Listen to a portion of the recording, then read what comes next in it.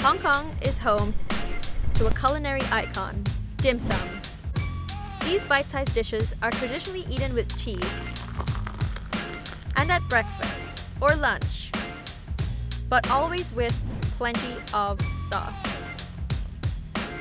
And with over 1,000 different types of dim sum, there are plenty to choose from.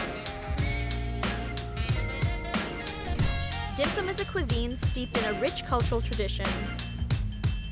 But we wanted to find out how dim sum is evolving in the 21st century. So we went out into Hong Kong, the spiritual home of dim sum, to meet 4 people who have been finding unique inspirations from this culinary icon.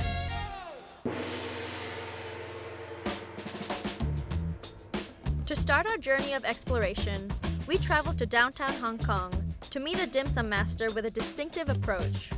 Dim sum to me is something that really represents Hong Kong. It's something I discovered in Hong Kong. I didn't know about dim sum before landing in Hong Kong. This is Swiss chef Nicolas Elalouf. Since opening his restaurant Manmo Dim Sum in 2014, Nicolas has earned a reputation for introducing unusual ingredients into his dim sum recipes. I want to open my own restaurant, but I didn't want to do a French restaurant or a Swiss restaurant or any kind of Western food. But I learned here that the specialty of Hong Kong was the dim sum and the dumpling. So I learned the basic of how to make the dough for the dumplings, but I don't know what we can put inside. I like European food. And then I thought, why we cannot combine both? Nicolas' menu includes dim sum recipes such as foie gras, ratatouille, and sea bass. My favorite probably is the truffle brie dumpling. It was the craziness of my concept, bringing cheese into dumpling and dim sum.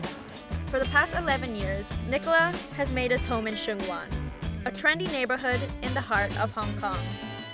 So this street is called Upper Lascaux and known as well as Cat Street. This is where I decided to open Manmo because I thought it's still a very a street with a lot of character and a lot of authenticity.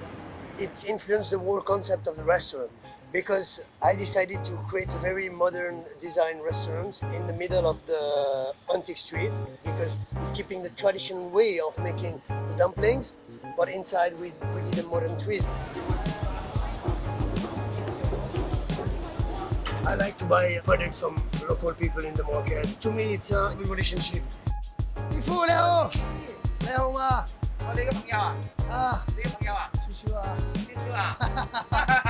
Some of my staff, they introduced me to this guy. He's bringing me all the products to my restaurant. I really like to support him and to work with him, even though he doesn't speak a word of English. My Chinese is very little. We interact like this. And we've been working together for a long time. So it's interesting as well to support the small reseller here in the market. And they know me, we have a good relationship. Bye-bye. Bye-bye. Becoming a dim sum master is no easy task. It requires a delicate touch and years of practice. When I asked my dim sum Sifu, my dim sum master, I want to learn how to make the dumpling. For 3 weeks, he asked me to make the dough by hand, no machine, because this is the tradition. My goal is to try to have a uniform cylinder. When I'm satisfied with this, it's good enough. Then I'll take it in the hand. I will try to take 10 grams. And then you need to feel it. So this one is probably 10. To me, every day is different. When you're in a good mood and you have a good feeling, then you can make very beautiful dumplings. When you know exactly how to make the dumpling, then at that time, there is no more techniques. What my dim sum Sifu told me is just with your heart. And what is funny is that dim sum means touch your heart, or little touch of heart. Dim sum is an art. You can only know if you've done a beautiful dumpling at the end. Traditionally, there are 2 key ingredients used by chefs to make dim sum.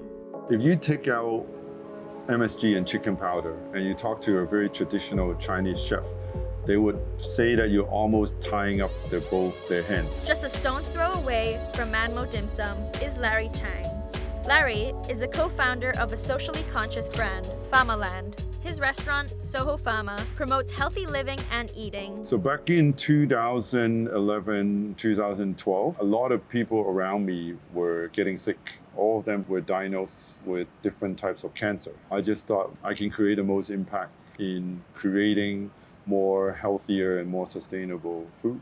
Part of Larry and his team's unique approach to dim sum is to use ingredients from traditional Chinese medicine. We have this belief that food is your medicine, and also we are what we eat. So this is what we call the flu fighter soup. So it's designed by our traditional Chinese doctor. The main ingredient that helps your lungs, it's this piece of dry crocodile meat. It's also very good for your throat. And we usually pair it with like chrysanthemum flower tea. So that goes quite well with it. We're trying to go back to the original way of cooking before all the chemicals are used. Larry works with Jackie Faulkner, a Hong Kong-based forager and permaculture farmer. Now we're going to Chains. They're our traditional Chinese medicine clinic partners. They're off to get some advice on what ingredients to use in their upcoming winter menu. Gigi Nian is a traditional Chinese medicine practitioner. I choose some of the black color herbs. You see the black goji, the mulberry, black beans, and walnuts, longan. Everything here is related to winter. In traditional Chinese medicine, the color and characteristics of ingredients correspond to the different seasons. What's the difference between Korean ginseng and the other ginseng? Yeah. Korean one, we always recommend to do it in the winter because the hot nature is stronger than the other ginsengs. So for the longan, it calms the mind. We get our information from TCM first, and then we'll go to Jackie, and Jackie goes to the farmer. And then we'll do a few tastings and make sure everyone's happy with the flavor. What were those things that you think we can source locally? everything? Yeah. Longan, goji, the walnuts, I'm not sure that's the only one. We try to source locally when we can. If there's a local alternative, we'll choose that. There's less packaging, less plastic packaging, we'll choose that first. And so we work with nutritionists and traditional Chinese doctors. So that combines everything and form our food concept. For us, this is what we tell our team all the time. If you put food in people's mouth, you are directly impacting their health.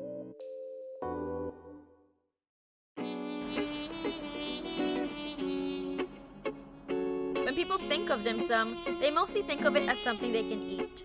But we wanted to find out how dim sum is inspiring people beyond the belly. So we went to find two people who've expressed their love of dim sum in their own unusual ways.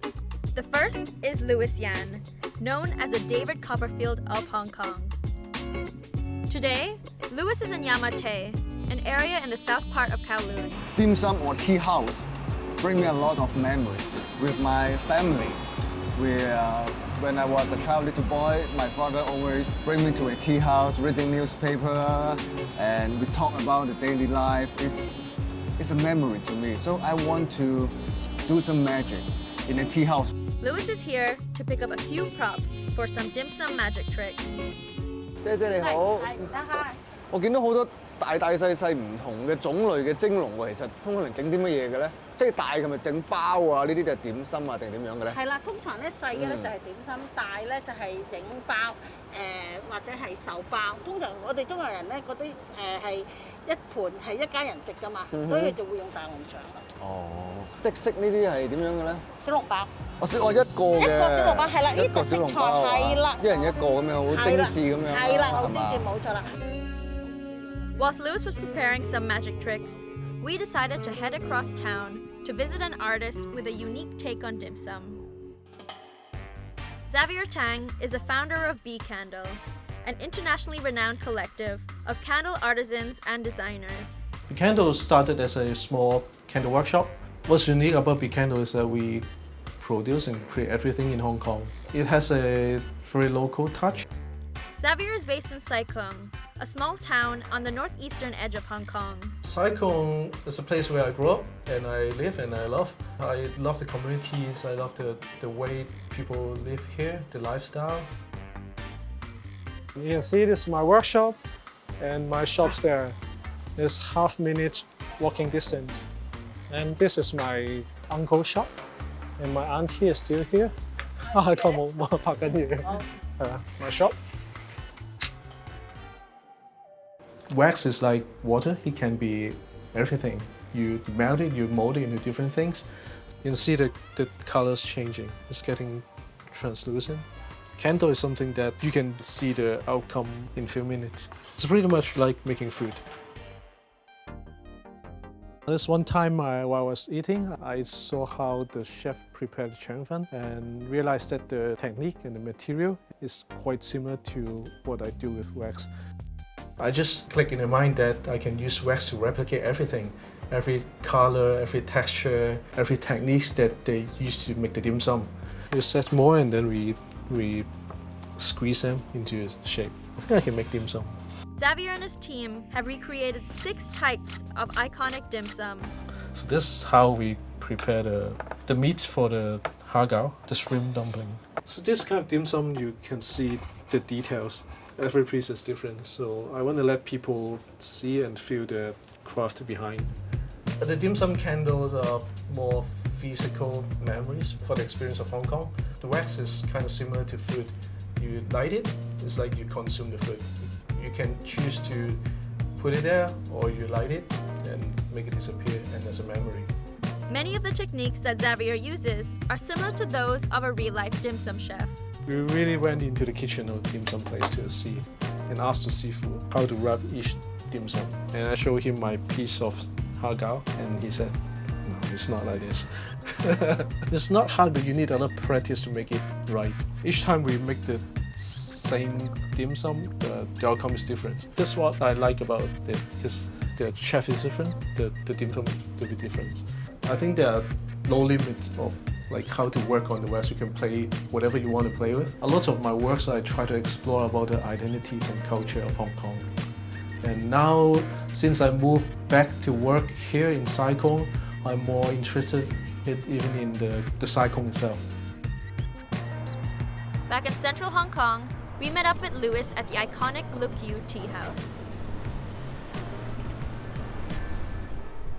When I travel around the world in the different countries, when I asked my audience, okay, what is your favorite fruit from Hong Kong? 90% they will say, okay, dim sum, char siu bao, xiao mai, something like this. So I think dim sum represents Hong Kong, is connected. That's why I'm always using dim sum for my magic.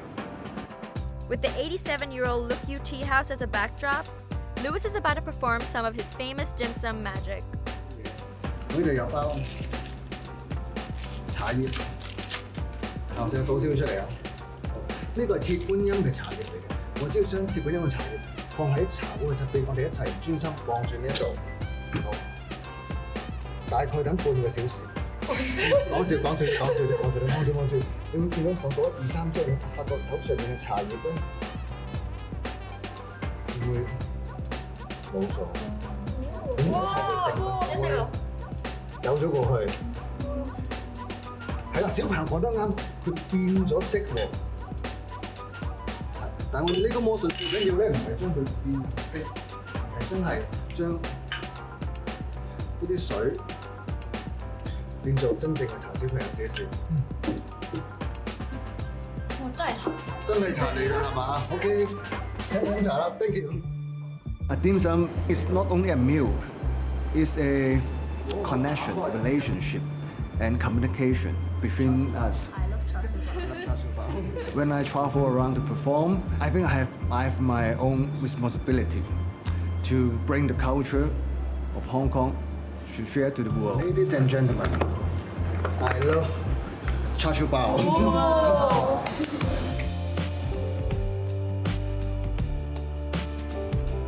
Dim sum is more than just a food. If we can reinvent it and make it into something healthier, then that's actually quite satisfying for us. It's something that represents Hong Kong and captures the city's spirit of imagination and innovation. There's a lot of tradition that's happening around, but maybe our pace of lifestyle is too intense, too quick. People never stop and slow down to notice what's behind the things around them. if you want to make something new and innovating, you need always to start by the tradition and the knowledge.